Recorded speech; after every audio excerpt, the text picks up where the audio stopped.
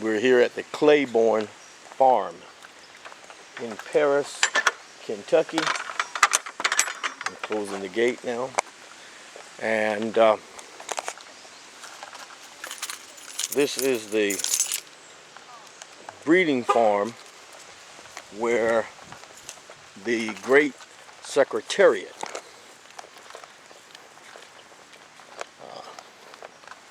resided, and he is buried here on this farm as well. And we're on the tour path,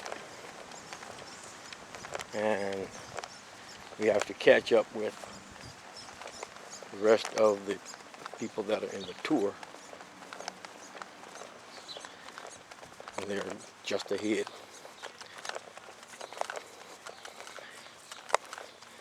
And there's my family, and they're excited about being here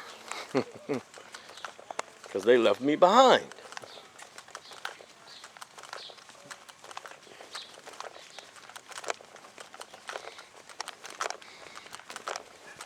But the tour is just getting started, so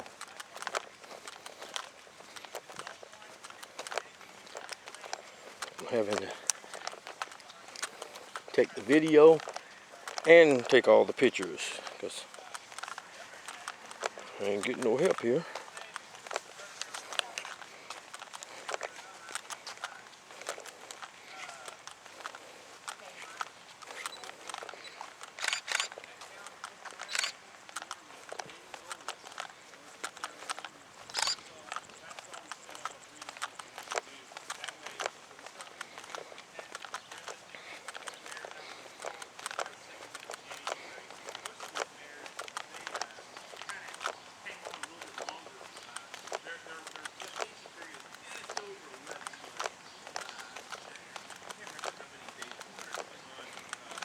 I can smell the horses already. But yeah, they tend to, if anything, run longer than their due date, as opposed to very rare do we see any of these bears fall prematurely. So, how y'all doing today? Hey, how are you? Made it. Yeah, we made it. Let me give y'all a few of these. Any of y'all want one of these? Just a little information about our farm here. Y'all the Thank Kemps? you. You with the Kemps from Missouri. From Missouri? Yes. All right, to show me. So you want one of these, young lady? All right, my name's John. Thank you, John. But this whole barn here, this is our 10-stall stallion barn. This barn is the newest barn on our stallion complex that was built in the early 1950s. We've had some great horses that have called this farm home. In particular, this barn. None greater than Secretariat. This was Secretariat's old stall. He lived in there for 16 years. That was also the stall that was occupied by Secretariat's daddy, Bold Ruler, who will probably be most famous for being Secretariat's sire, even though he was a tremendous horse in his own right. He was a 1957 Horse of the Year during his racing career. Also went on to be an 8-time champion American stallion based on his progeny earnings. Easy Goer also occupied that stall. He was a 1988 champion too, and he won the Belmont Stakes in 1989. That year he denied Sunday Silence the Triple Crown, and when Easy Goer won that Belmont Stakes, he ran the second fastest Belmont Stakes ever behind Secretariat's time. Secretariat ran the race in 2 minutes 24 seconds flat. Easy Goer ran it in 2 minutes 26 seconds flat, 2 seconds slower, which would equal to about 10 lengths in margin. And then Unbridled, who was 1990's Kentucky Derby winner, occupied that stall as well. Is it true when they run, they only have one foot on the ground? At one point in their stride, yeah. But it's just for a fraction of a second. But at one point in their stride, they got all that weight on one foot. There's also a point in their stride if they're slowing down enough for almost all 4 feet are on the ground at the same time. But yeah, when they're in full flight, you'll see it's they're actually the point in the stride where one hind leg could be on the ground at one time, and then the next hind leg hits front, and as they're coming up off the others, that last front is still coming up to propel them forward. So yeah, they're incredibly strong animals. It's kind of weird saying this, but they're a lot like a deer or an animal like that. They're extremely fast. They're extremely powerful, but there is a fragility. to them because of how they're built. Yeah. But we got one guy in here taking a little siesta. This is Algorithm. He's probably gonna be upset that I turned the light on. These guys actually spend most of their day outside. Hey, big boy. Hey, big boy. Hey, big boy. They're outside most days, 1 o'clock in the afternoon till 6 o'clock in the morning. So they're outside from 10 Orb. to His name's on there. this afternoon. there it is, Go ahead, Orb. Hey, Orb. What's up? They all go out in their own individual Look, families. don't put your hand in there, Janessa. Don't. They would fight one another. They're a little bit aggressive. That being said, they are herd animals, so we do find a lot of these guys when they're in their paddocks will be You got a picture of Orb? as close as the fences will allow them to be to one another. Also in our stallion paddocks, we have what we call a double fence row, which is about a 10-foot area of grass between the fence. He hear you talking to him. Hi, Orb. Just so the stallions Hi, can't big come into boy. contact with Hey, one big another. boy. They would try to Hey, big boy. impress Can't one really get a another, picture. fight, Hmm? Can't really get a picture. if they can get Are you? physical What's contact. that in the middle? Oh, that's me. I'm trying to get the side over there. Oh. Got my reflection. Algorithm is our second youngest stallion. He won the Kentucky Derby a few years ago. Orb did? Yeah. Now he's not a triple crown. But the Kentucky Derby. Did you get a picture of this already? What? Secretariat's no longer alive, sweetheart. Only horses that We're gonna see his grave. was the daddy to. They had an abbreviated racing career. But he goes, this is where Secretariat used to live. See his name on the door? Gina, Yeah. you want to do this and let me take pictures? Or? Why don't you take this and let me take the pictures? I'll take this. That hurts my eyes. Come on. I want to make sure I get some good pictures. Here you go. You just hold this. Don't put your hand in front of it.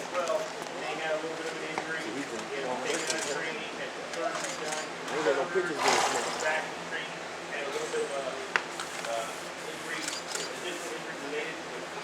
Dark. So that was why they went ahead and opted to retire. But he's a pretty nice horse. Good young stallion. I want to take a They like to lay picture. down and take a little nap when they See, he was over here. It's stud fees $5,000. One of our lower end stallions. Our lowest stud fee is Orb. $2,500. We've got Yeah. Orb. and algorithms at $5,000. Hey, big boy. You ready to poop? At $7,500. Scratch shots at 10. Yeah. First Samurai at 15. Hey, Orb. Flatter goes to 20. He pooped Austin. And then of course the big guy Warfront at 150,000. The pamphlets I handed y'all, it's about a list of our current stallion rosters, all the sections on there. Don't take a whole lot of pictures because y'all already have stuff I got to delete on there. I'm going to take some pictures. And it's an international Come on, come on. industry. Come on. There's breeding. Come on, and Austin, that's racing enough. that really Can't takes really place see. all throughout the world. So a lot of stallions might start out in central Kentucky. The breeding market is exceptionally competitive here. They might start out in central Kentucky, not produce very well. So maybe go to another state or another country where the breeding market's not quite as competitive. We actually have that happen with one of our stallions this year, a horse named Horse Bailey. He's going to Argentina following this year's breeding season, and he'll stand and stud down there. But we're going to go ahead and make our way on through the barn here. Oh, all right. I'm going to let this guy poke his head out. What I do want to cautious everybody about, we don't want anybody to approach him. This guy is going to reach and try to bite. He doesn't have his halter on. I don't have a lead shake on, so I can't do nothing to control him. So we just want to kind of keep a few feet away from him. I'm just going to let him poke his head out. This is Flatter. Flatter is our biggest stallion as far as his weight. He's 1,575 pounds. He's 16 years old. He's our second oldest active stallion, and he is a son. Get back. He is the son of A. Gandy out of a Mr. Prospector mare named Praise. Flatter, during his racing career, he won 5 races from 8 starts with 1 third place finish, and he was the greatest stakes place horse. He's actually the least accomplished racehorse of any of our current stallions, but he's been a phenomenal producer. And Flatter gets his mother from gets his name from his mother. His mother's name was Praise. So they named him Flatter. Flatter is at a $20,000 stud fee, and he's also the only one of our current stallions that was represented by a starter in this year's Kentucky Derby. He had a son named Upstart who ran in the Derby this year. Unfortunately, Upstart did not fare too well on Derby 8. He finished last in this year's Kentucky Derby. But this guy, he's a phenomenally well-bred horse. He's a son of AP so it was one of the top stallions over the last 15, 20 years. Just a phenomenally well-bred horse. But he's a big, massive animal. He's 16 2 hands tall, which for thoroughbreds on the high side of average. But he is just a very, very thick, massive horse. He's got just a big, thick neck, big, wide, strong chest, and big shoulder, big, strong rear end. Is he born here? He was actually he was bred by the farm. Most of our stallions were born here. We have 11 active stallions. 7 of them were born and raised here at the farm. Some of them were raced by the farm. Some of them were raced by clients of the farm. Also, 7 of our 11 stallions got Secretariat in their blood. He falls into that category as well. And that comes through the AP Indy. AP Indy was produced by one of Secretariat's daughters. And he'll stand here at the door and he'll paw for candies. That's all he's doing. He's just asking for candies. Peppermints. Yeah, that's their favorite treat. They like carrots. Some of our guys like apples as well, but this is their favorite.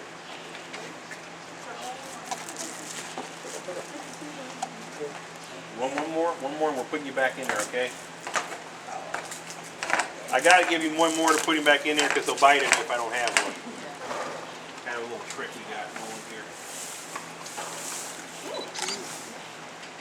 They like to bite. Thoroughbreds in general tend to be a breed of horse that's a little more prone to biting. Your breeding males, because of that higher level of testosterone, it makes them a little more active-minded, a little more orally fixated. The biting they do, and really their behavior in general, is very, very much like a puppy dog. They like to crowd your personal space. They're always nipping at you, nudging on you.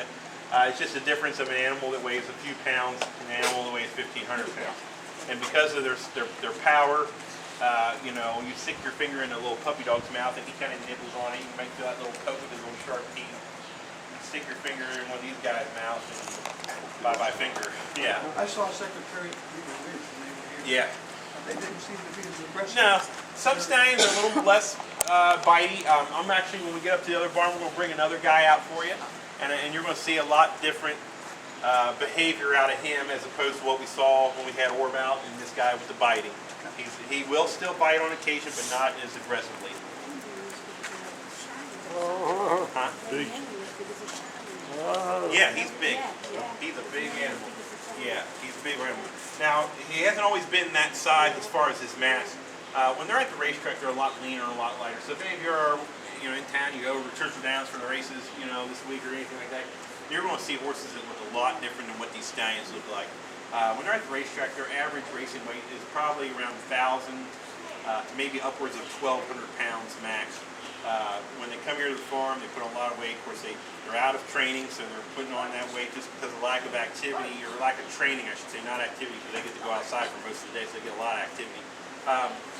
They got all the grass that they can eat while they're outside. Our stallions, paddocks, acre and a half. Yeah, a lot of mints. Yeah, they're not sugar-free. Acre and a half to 3 acres of grass for these guys to chew on while they're outside, so they got pretty much all they can eat diet. And because of that breeding, both the mare's going to put on baby weight, the stallions will put on that weight that is, just like any other breeding male. As they get older, they get more and more massive. But they're a lot leaner at the racetrack. John, other than the grass, what do you see? When these guys come in the morning, just kind of take you through their day. We bring them in about 6 o'clock, 6:30 in the morning. We bathe them, groom them up. Usually this time of year, give them soapy baths because they're coming in hot, sweaty. You saw how I did it? I held it up. So we warm them up real good. Go ahead and you can get a picture of him before they started. Most of our stallions are eating somewhere between 4 and 6 quarts of grain a day. Just don't drop it over What a there. racehorse would eat. Racehorse eats a lot more because Get what you can get. one, they're burning a lot more energy. Also, two, they need more out of their grain because they're not on pasture, they're stalled That's a good one. most of the day, so they need a lot more in that regard. And only other thing they're eating at the racetrack besides their grain is hay, which hay is just roughage, just filler. There's really not a whole lot of nutritional value out of that hay. So these guys don't need as much of that. They do get some hay to chew on while they're in the stall as well, but the base of their diet is their pasture. You sell them more? No. We You just just compost went it. out. We just compost it. How'd you like to have someone say, I'd like to have some of that today? Yeah. Penny Chenry said in a documentary that because of Secretariat's popularity, that a gentleman approached her about taking his manure and putting it in a plastic cube and selling it to fans, which I don't know who would want to buy horse manure. But what we do with our manure here at the farm, we take it across the road. We got an area where we compost it, and they'll use it around the farm here. They'll spread it over fields to fertilize the Here you go, fields, Mom. and they'll also use it in one various will let areas of you. the farm, maybe around trees and where maybe some shrubs are planted, use like almost like a mulch. Sure.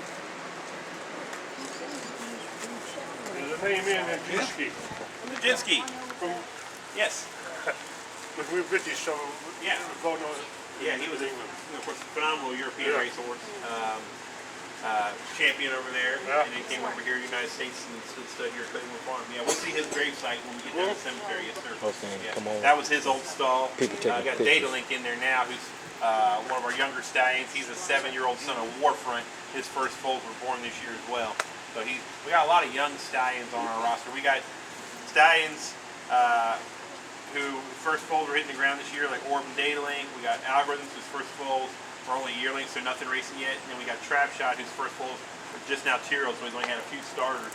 So a lot of young stallions in the farm. We got our oldest active stallion is Arch 20. We have Flatter at 16. This guy here, Stroll, is 15 years old. And then we have 13-year-old, which is Warfront, and everybody else is younger than that. Youngest is 5, and our oldest is 20. Of the active stallions, we got one stallion here on the farm who's retired, named Seeking the Gold. He's 30 years old. Jamie.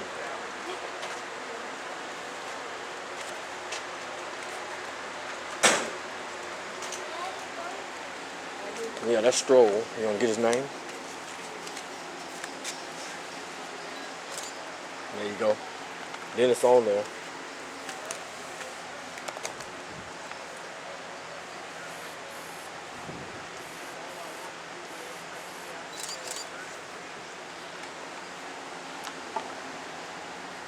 Let me do it.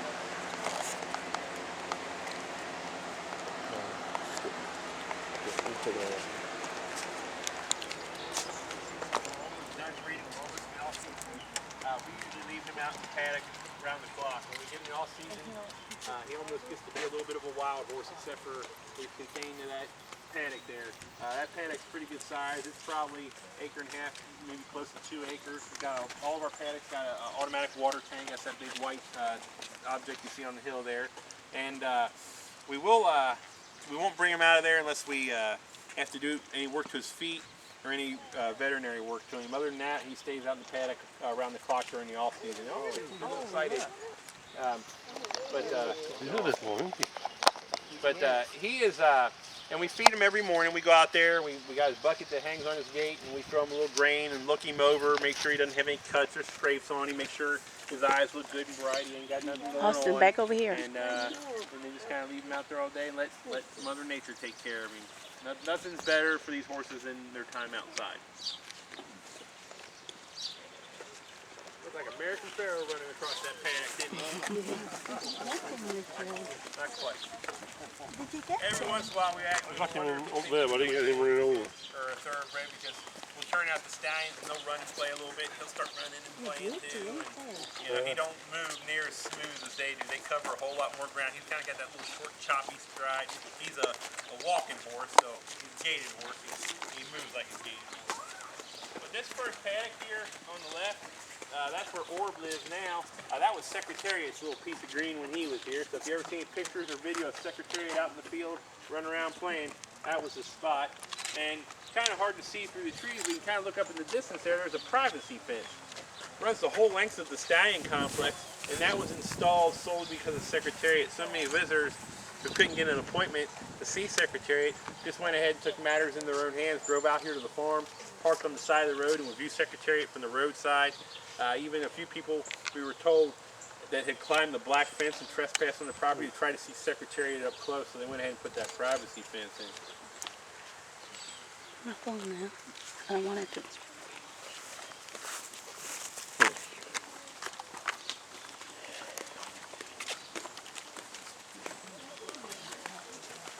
Yeah, they said he looked like a horse who was, the tailor made his coat one size too small.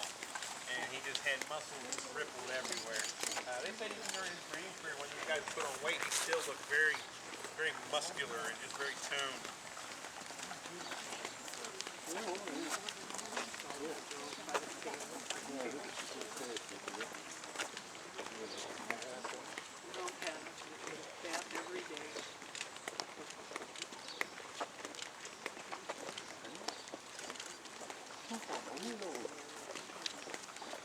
little barn here is our 6-stall stallion barn.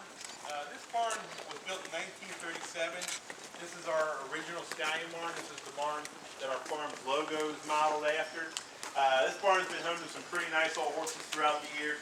This first stall here, which is currently occupied by pitchforks and wheelbarrows, was formerly occupied by Blenheim II.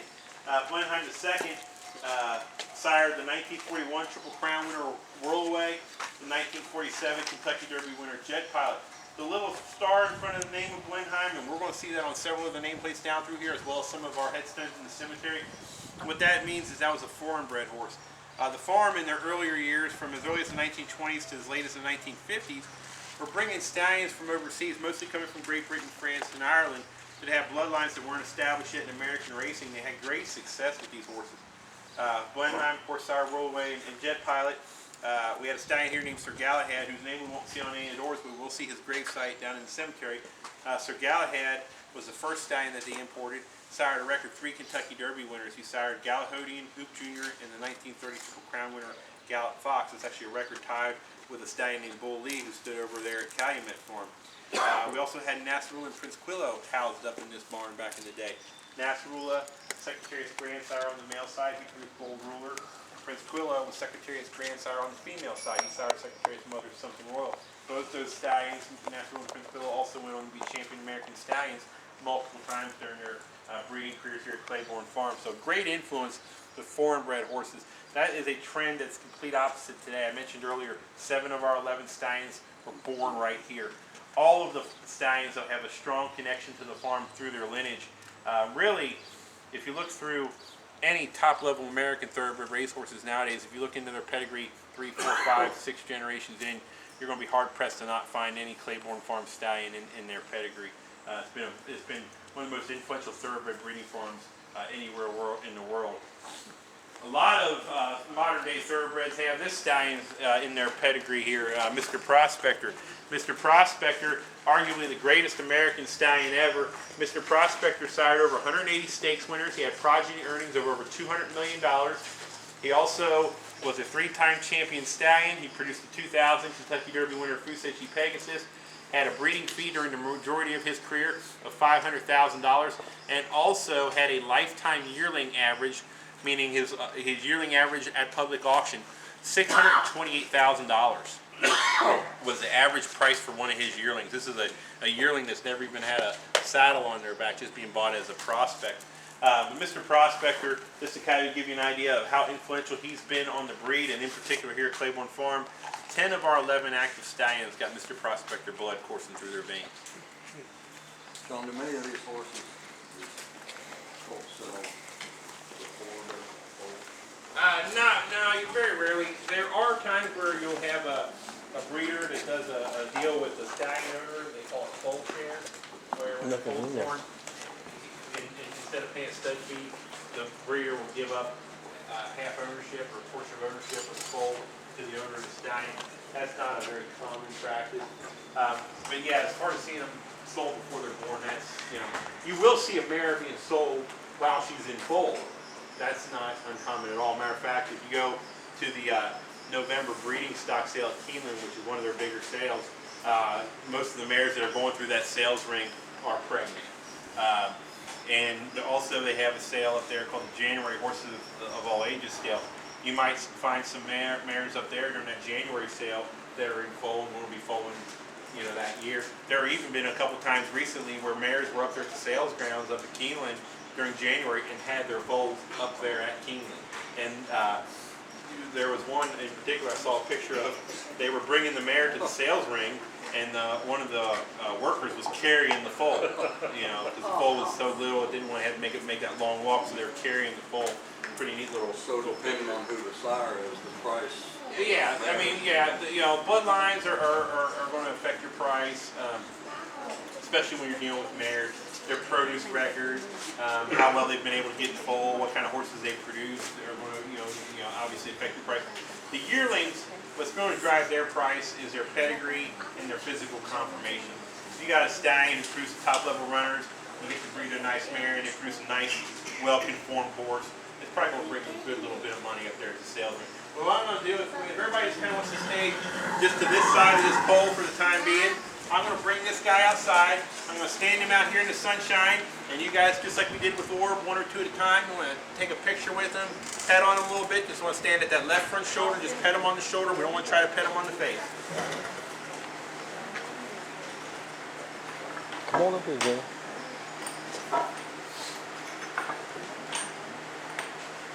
This is like to get good. Come on. Come here.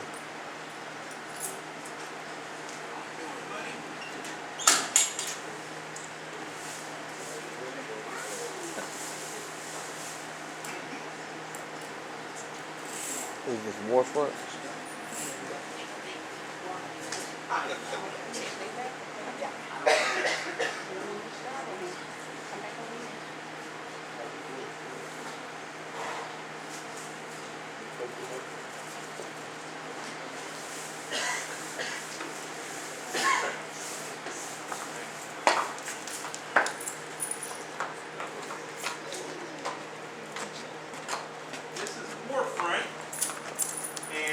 Warfront is 13 years old, and as we're talking about him, like I said, one or two at a time, wanted to stand right here next to his left front leg, just kind of pet him on the neck and shoulder. Warfront's 13 years old. He's the son of Danzig out of a mare named Starry Dreamer. During his racing career, he raced 13 times. He had 4 wins, 5 seconds, and 1 third place finish, and career earnings of just over $426,000. Come on, hold this. Biggest win of his career came when he was a 4-year-old back in 2006. He won a Grade 2 stakes race at Saratoga called the Alfred G. Vanderbilt Stakes. He was one of the top sprinters in New York. Most of his career was spent racing on the East Coast up in New York.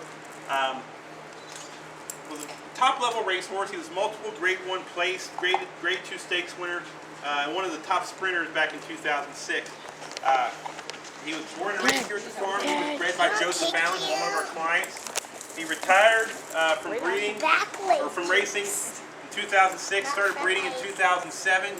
His stud fee in 2007 was $12,500. His stud fee remained between $10,000 and $15,000 from 2007 to 2011.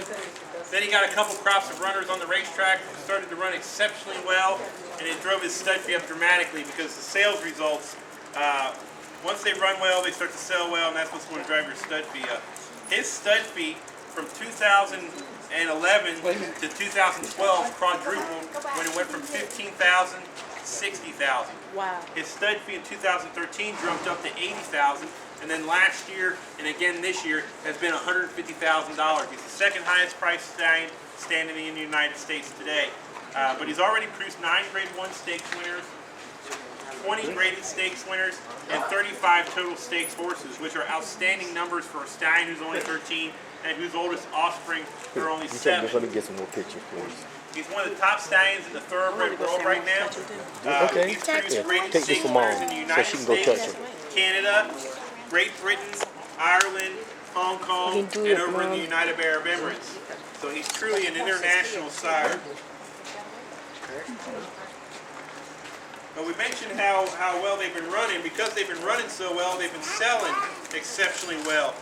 He had a yearling average of in 2013 of $380,000. He had a yearling average last year of $490,000. He also has had the last two Keeneland September yearling sales, which is the premier thoroughbred yearling sale in the United States, actually one of the top thoroughbred yearling sales in the world. He had a colt in 2013 that went for $2.5 million. That was the highest price offering at that sale. He had a colt last year that sold for $2.2 million. Both those horses were actually purchased by an English-Irish-based group called Claiborne. And the latter, the $2.2 million colt that sold last year, he made his second start as a 2-year-old just yesterday and won out in Ireland. His name is Air Vice Blue, I think his name. That's a lot of horse. That's a big one. But I mentioned his value earlier. He's worth about $75–80 million. Wow. How we're able to come up with a number for that? This guy came off the racetrack. He was syndicated. They divided him up into shares. That's kind of a common thing when a guy comes off the racetrack. We'll have people buy a share of the stallion, gives them a breeding right, gives them a percentage of ownership. This guy was divided into 40 shares. Each share was valued around $100,000, which will bring the horse's total value to $4 million. We had a couple shares in the last 2 years that have sold. One went for $1.5 million, the other went for $2.2 million.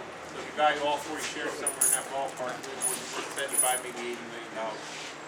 Look at Secretariat in today's terms. What kind of value?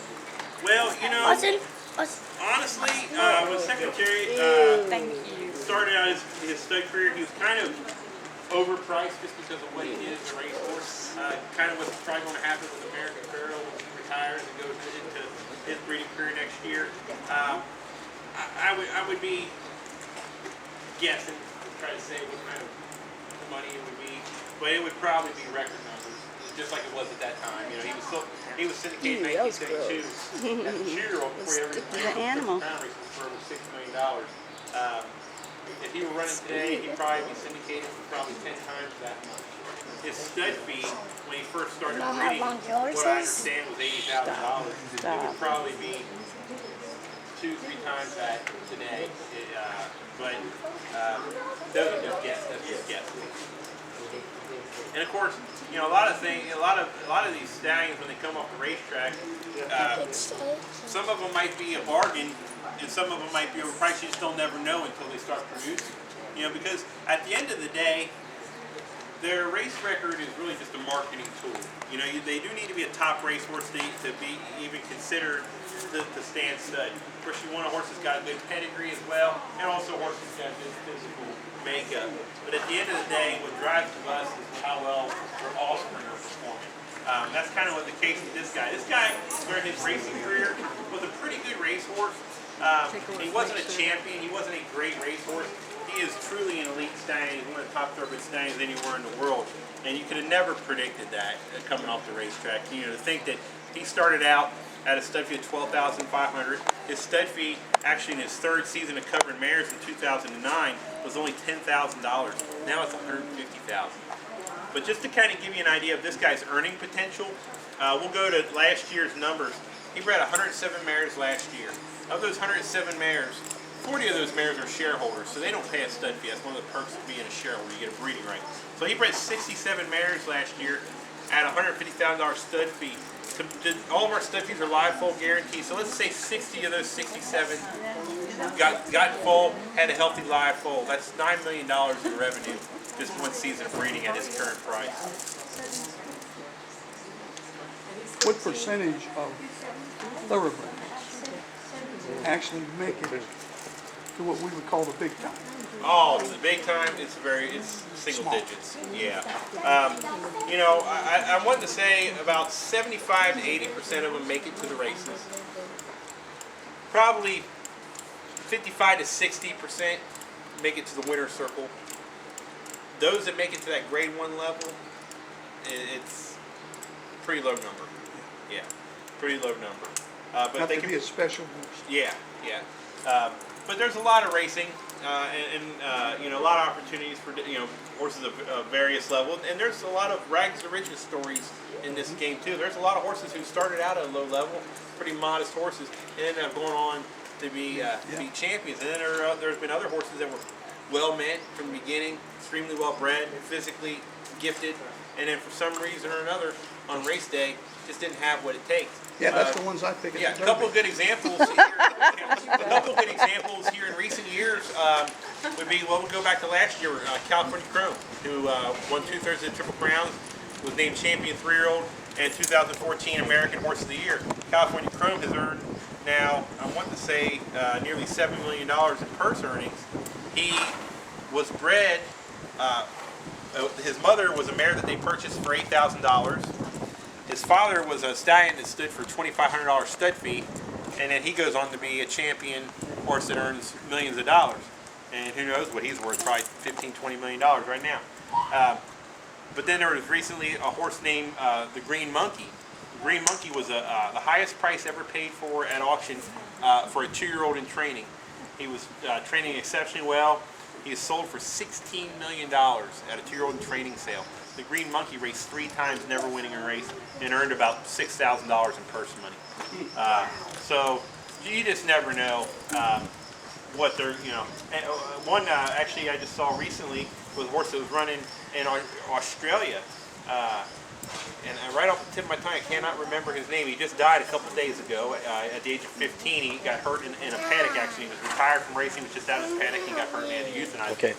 But he was purchased for $1,250 as a 4-year-old. He had not raced, and because he had not raced because of injuries, he was purchased by a taxi driver in Australia. This horse went on to win multiple Grade 1 races in Australia, Singapore, Great Britain. He earned over $6 million Australian during his racing career. He was champion sprinter in Australia. Went on to be just a phenomenal racehorse. And then it was a horse that was actually given up on by the people who originally had him as a 4-year-old because of problems he had. And then he went on to be champion racehorse. How fast can you run? This guy here probably can reach a top speed of about 40 miles an hour. However, these guys aren't in training anymore, so he can't sustain that for a very long time. They're going to get tired pretty quick. You know, a good racehorse who's in top racing condition can probably run between 35 to 40 miles an hour for probably about a mile and a half. This guy here, he could probably run that speed for probably a couple hundred yards. Then you get a little bit tired, just because he's not conditioned to do it. But they still have the ability to get up to that top speed. Sometimes maybe even a little faster than that. But for a sustained run for like a mile race, your average racehorse is probably going to be running somewhere between 35, 38 miles an hour for a mile race, which is still pretty quick. So I'm going to put this guy back in his stall, if he'll come.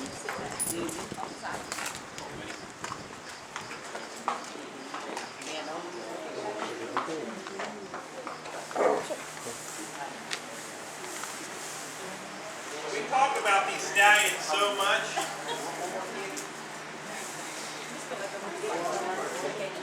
We talk about these stallions so much because of the fact that they can produce over 100 or more foals a year. The mares that these guys get to breed to, that's a big part of the equation of what these offspring develop into. And that's another thing that's really exciting about Warfront right now. When he first started breeding here, he was breeding to some good mares, but for the most part, what mares he would categorize as average and produced above average results. Now that he's proven he's getting to breed to the best mares around, the best race mares, proven producers, better bred mares. So it all adds up to potential for probably greater success than he's already experienced. You said John, his stud fees are 150. Yeah. It's the second highest price in America behind Tapit, who's Yeah. $300,000. Tapit's the top stallion in the United States. Where is he? Is he? Whoa. He's in Gainesway in Lexington. And right here, it's actually on Paris Pike, the main strip that goes from Paris into Lexington. Well, hi there. Hi there. He's just You're looking nosy, aren't you? He's just looking for a treat. You're nosy, yeah. Now, is he old because he has gray on his nose? No, this guy's actually a year younger than Warfront. He's 12. His name's First Samurai. And he was actually up for an Eclipse Award as champion cheer-year-old back in 2005 when he was 2.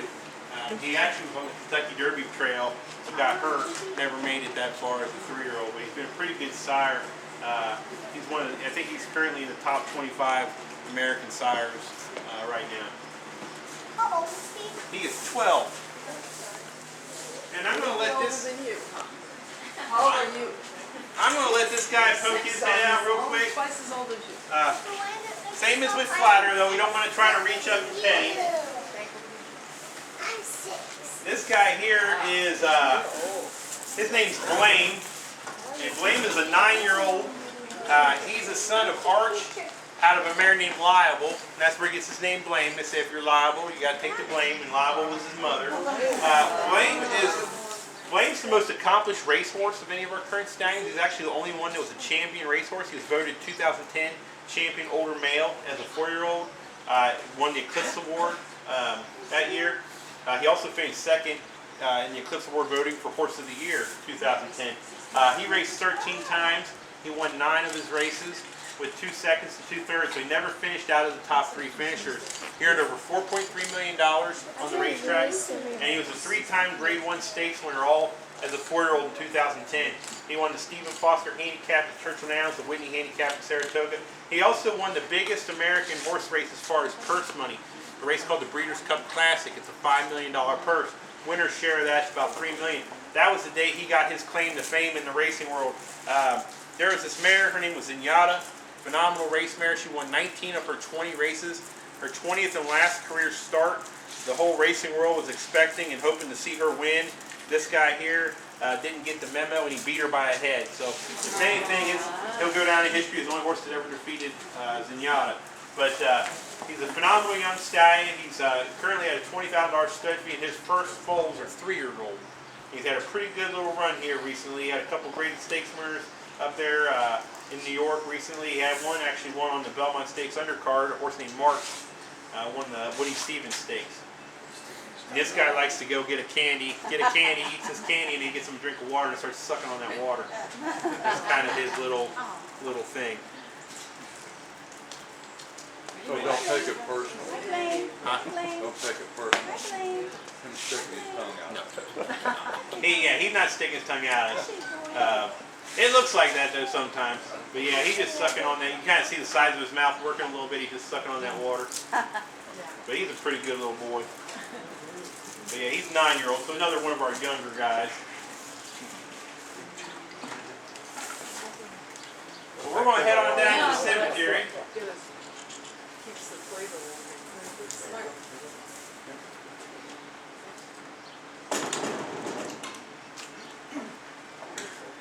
We're going to make our way Did you on get a down to picture the of him doing cemetery. So do the stars by their name mean anything? They're imported. They were imported stallions. Yeah. Drinking water. We had stallions coming from Great Britain, France, Ireland. I was told even Italy and Germany.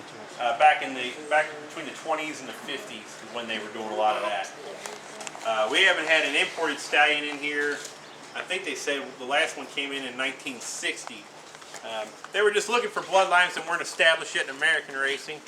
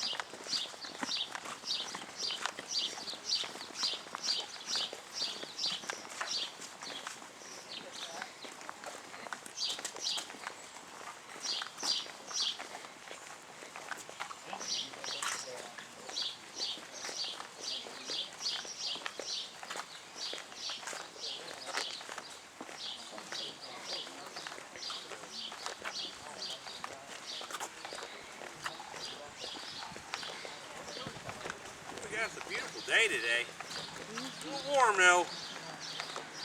Got a little breeze. What part of Missouri you folks from? Near Kansas City. Oh, okay. What? Near Kansas City. My fiance's family, a lot of family from the St. Louis area. She's a big St. Louis Cardinals fan. We kind of go back and forth because I grew up in Cincinnati, and I'm a Cincinnati Reds fan, and St. Louis Cardinals and the Cincinnati Reds don't exactly love each other. Yeah, we're from the Royals area. Royals, there you go. Kansas City Royals area. Royals.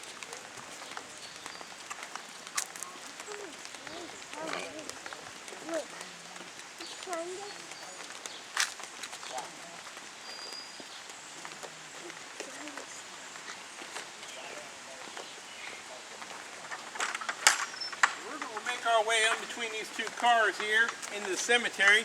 That cemetery is one of 4 on the property for the horses.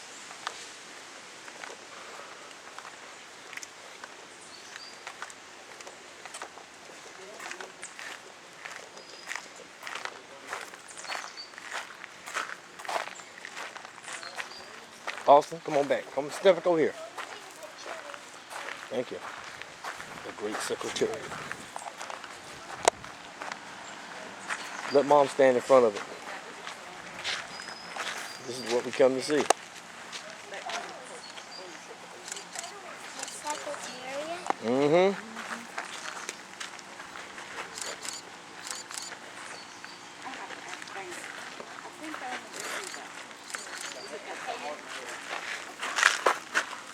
Let me take something. Here you go.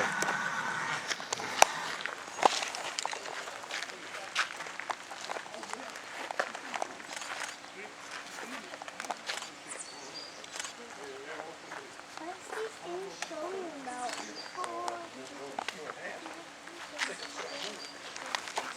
Over here, Janessa.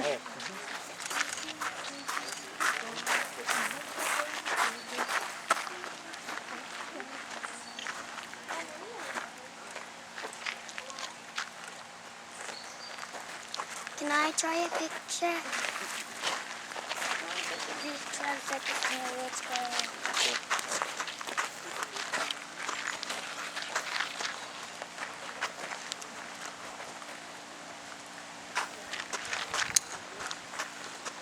Back here, Austin.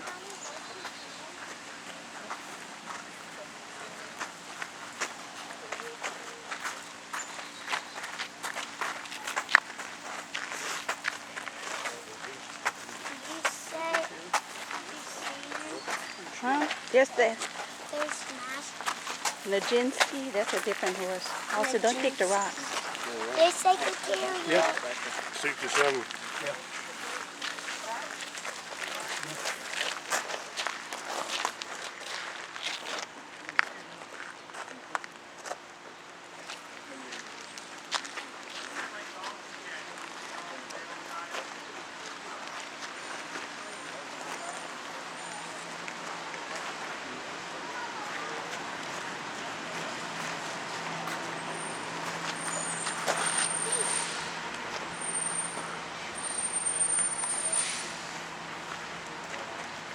What? Let's take a picture of it. Oh, nothing. You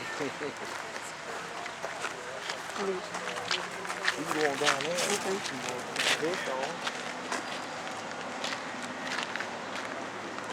Cemetery is one of 4 on the property. We have 21 horses buried in this cemetery. This cemetery is unique in that every horse buried in here is a male.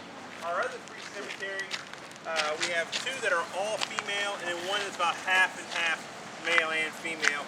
Slight majority of the horses buried on the farm are females. I'd say probably just over 120 horses buried total on the farm. In this particular cemetery, we've got 5 Kentucky Derby winners buried in here, 2 of which were Triple Crown winners. The Triple Crown winners were first Secretariat in 1973, and then Gallant Fox 1930. To the left of Gallant Fox is Johnstown, 1939's Kentucky Derby winner. Third one down this row, Riva Ridge, 1972's Kentucky Derby winner. And then over here in the back, Swale, 1984's Kentucky Derby winner. Swale's also the youngest horse buried on the farm at the age of 3. Swale, very significant horse at Claiborne Farm. He's the only Claiborne Farm owned horse to ever win the Kentucky Derby. He also won the Belmont Stakes, so he won 2/3 of the Triple Crown during his racing career. And then 8 days following the Belmont Stakes, he had a routine gallop at Belmont Park. He got back to the barn, everything seemed normal, they were cooling him out, took him outside for his morning bath, and he collapsed and died of a heart attack. Aww. He was a huge loss for the farm on every level, what he meant to him personally, what he meant to him as a racehorse, and also as a stallion prospect. He was the son of 1977 Triple Crown winner Seattle Slew. out of a mare named Tuerto, who was a real nice mare. So a lot of potential, both through the remainder of his racing career and then as a stallion. The oldest horse burial on the farm is Round Table at the age of 33, which is like a person living to be about 115 years old. Round Table is a phenomenal horse on every level. He was the 1958 Horse of the Year during his racing career. He raced 66 times. He won 43 races. He earned over $1.7 million, which at the time of his retirement was a world record. He also went on to be a champion stallion during his breeding career, so he's a real good producer. And then on top of that, living to be 33, so incredible longevity. But we also have in this cemetery Sir Galahad, who we talked a little bit about earlier, siring 3 Derby winners. We have Nasrullah and Prince Quilla, Secretariat's 2 grandsires, buried right side by side, as well as Secretariat's sire Bull Ruler buried in here. Great stallions like Mr. Prospector and Nijinsky, all throughout this cemetery, just phenomenal racehorses and stallions. We also have in this cemetery 3 different methods of burial. We have 5 of these horses who are buried their whole bodies. Those are Mr. Prospector, Nijinsky, Secretariat, Swale, and Round Table. Pulpit was cremated. He died back in 2012. He's actually the most recent horse to be buried in this cemetery. And then the rest of the horses, the entire back row, and then the last 4 down this row, buried their head, their heart, and their hooves, which was a traditional burial represents the mind, body, and spirit of the horse. Now, we either do full body burials or we cremate, and we don't do the head, heart, and hoof burial no more. But I welcome you all to take all the pictures you like. If anybody would like to stand next to or in behind Secretariat's gravesite, take a picture with it, go right ahead. I'm going to step inside real quick. I'm going to bring out some comment cards I have. A few of y'all, if you'd like to fill out some of those. We're just looking for a little visitor feedback. I'll be right back out.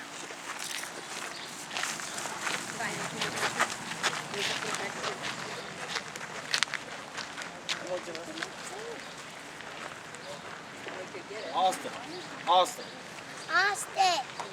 Come here, I need your help. Come here, take a picture for me.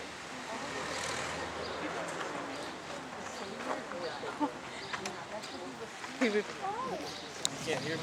Oh no. Here. I got it. Oh, he's coming. Here, run the camera for me. Here, run the camera for me. Let me get back here so Mom can take a picture. Stepping on it. Okay.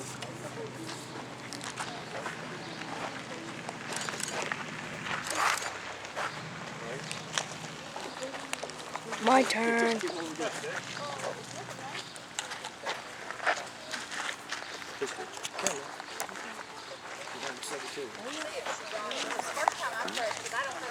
Whoever did that, just move. Move your big head. Okay, ready? Move your big head. There you go. Just you're blocking the camera. Ready? 1, 2, 3. It's a video camera. Oh, what? Dad. Keep it running. Anybody, Go behind 1 or Secretariat. 2 per group. I want to fill one of these out. We got some pens you all can borrow here. No, don't have No, to no, put put your foot down. Oh, thank you so much. Appreciate it. Let me get in front. Yeah, just Let me get in 1 or front. 2 per group. Want to fill one of these out. Okay, Janessa, let's go and take a picture. Okay. Hey, Austin. Hey, Austin. I need your help. Come on, hold this so I can take one of them all.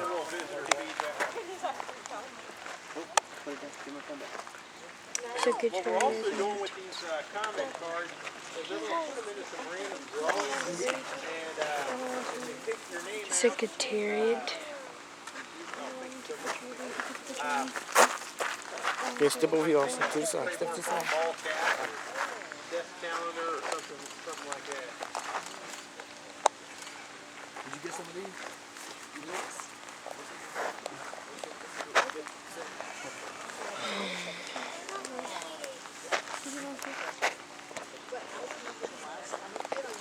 I'm hungry and thirsty right now. Yes. The majority of the horse farms. I'm empty. Oh, he's already here. The black fence it hides the dirt a little better. It's also cheaper paint than the white paint, so it's not going to need painted. It's not going to be as expensive paint. That being said, in the movies, it's always white. Hollywood likes the white fence. It looks really good on the camera, makes the property look pretty. We've actually had requests to film some of the recent movies like Secretariat out here. Then they saw the fence, said no. Plus, I don't think the farm management wanted them to film out here anyway, because we're working more farms, and they would have to take over the place to do that. They want to videotape my arms Also, too, entirely. Far away. Can you just answer it? with the Secretary of Duty and Secret.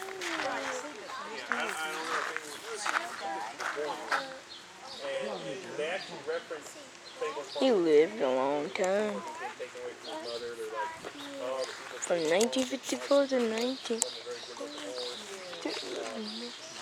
They were like 19... Like 19... or like 1999 to 2002...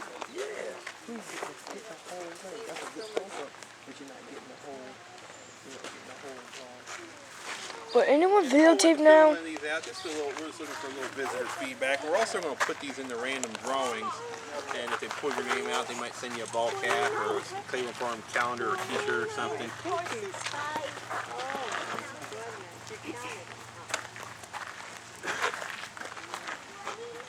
You get two? Another one? I got a pen you can borrow if you want to take one home with you? There you go. Yeah, you can have one. A little keepsake or something.